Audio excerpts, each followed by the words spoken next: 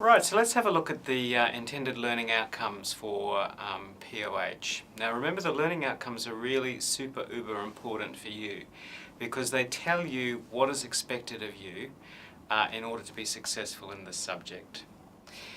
So intended learning outcomes are statements that tell us or articulate what we're trying to achieve. They tell us what you as the student should be able to do, know, and value, so there's some attitudinal stuff in there as well, by the end of the subject. Let's have a look at the learning outcomes for this subject. So there are 6 of these learning outcomes. So there's only 6 things that you need to be able to do, know and value. Let's have a look at each of these in turn, but I want to just draw your attention to the words that are bolded here. These are the doing words or the verbs.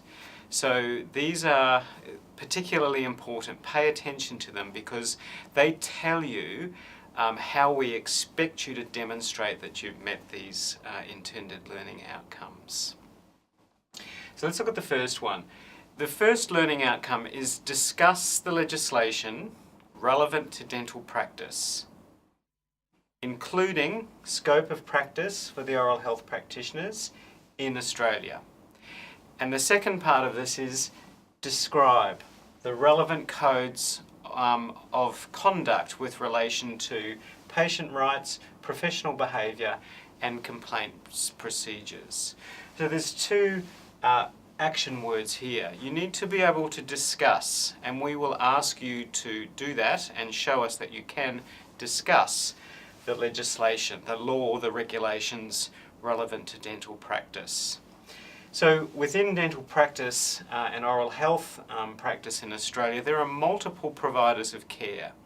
Each of these providers is governed by regulations, codes of practice, scopes of practice, and lots of other rules or laws. So you should be able to discuss those things in a sensible and clear way.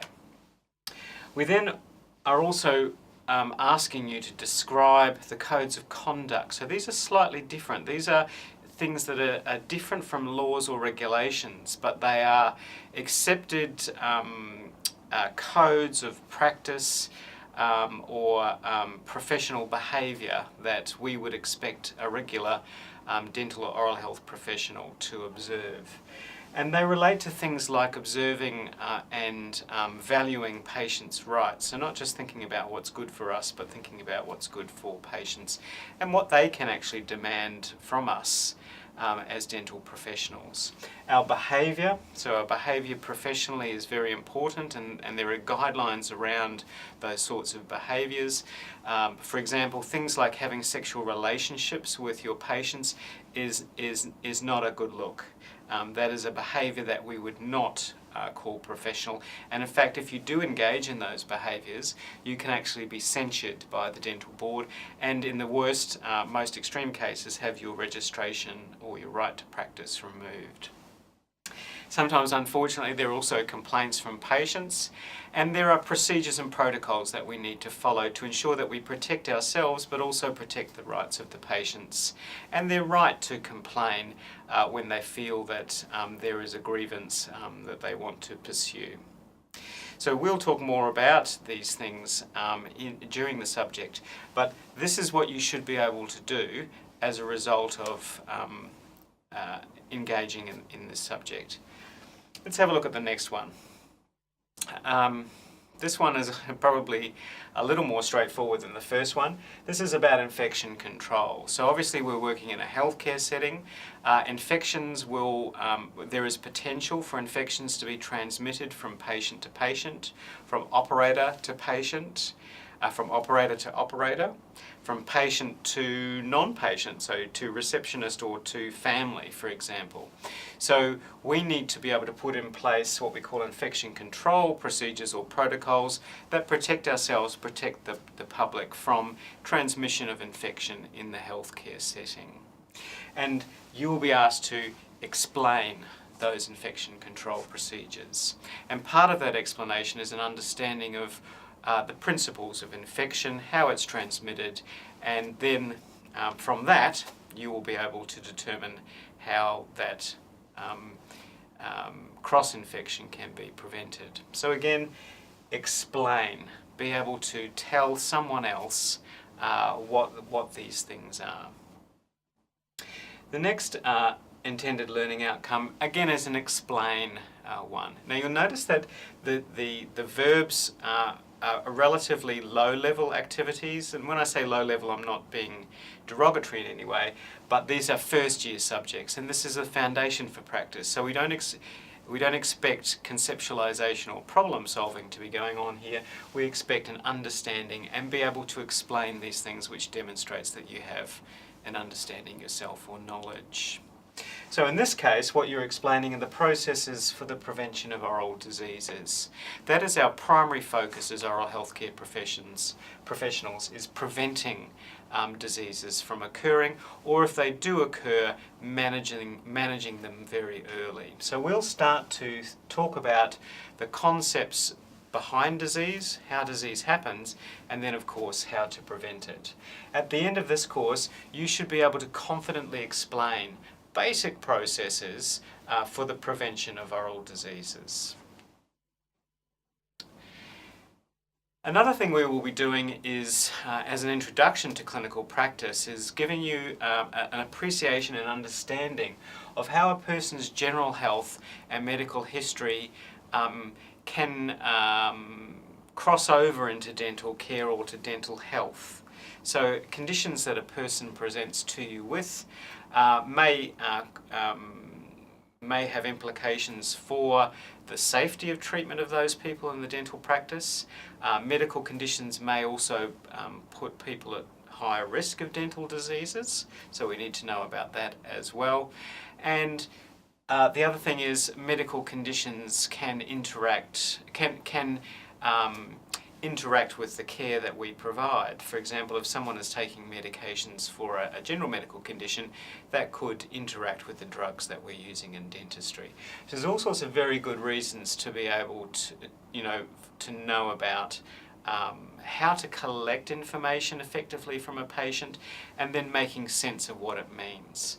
So at this level though, you'll be explaining why it's important that we have a general medical and dental history and the implications of that for providing planned dental care to people. Now this one's quite a long sentence compared to the previous ones, and you'll notice that the verbs have changed here. So the action words have moved from explain to be able to identify and then to select. So these are slightly higher cognitive operations, thought processes, right, than just understanding and explaining. What this is asking you to do is to identify materials and medicaments that you will need for planned dental procedures. So you will need to make choices from a wide range of materials and medicaments that are available to you.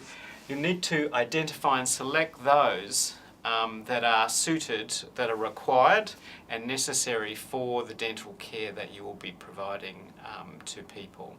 And at year one level, the dental care that we will be thinking about will be simple, low technology stuff, examination, fissure protection, some preventive treatments, and we'll also start to look at concepts around filling or restoring teeth.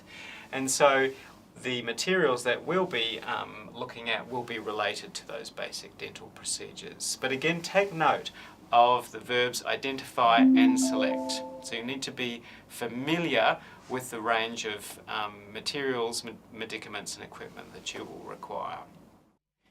And the last intended learning objective is probably the one that you think is the most fun. This is sort of where we bring together all of the previous ones potentially into an integrated or capstone type activity. So by the end of the subject, you should be able to perform basic dental procedures. And here's the statement about the conditions under which we expect that. That's in a simulated clinical environment.